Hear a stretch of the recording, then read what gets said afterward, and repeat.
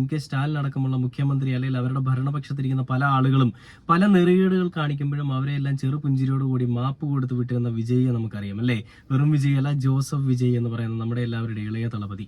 ആ ഇളയ തളപതി സിനിമയിൽ മാത്രമല്ല ലൈഫിലും ഹീറോ ആണെന്നുള്ളതിന്റെ നേർക്കാഴ്ച കൂടിയാണ് ഈ ഒരു ഇലക്ഷനിൽ നമ്മൾ കാണുന്നത് അല്ലേ.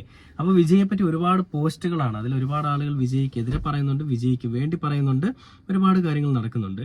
അതിൽ അണ്ണനൊന്നും കാണാതെ പറയില്ല. TN07CM 2026 ദി ഗോട്ടിലെ കാറിന്റെ നമ്പർ ഓർമ്മിപ്പിച്ചുകൊണ്ട് ആരാധകർ എന്നൊക്കെ പറഞ്ഞുകൊണ്ട് കുറെ പോസ്റ്റുകളുണ്ട്.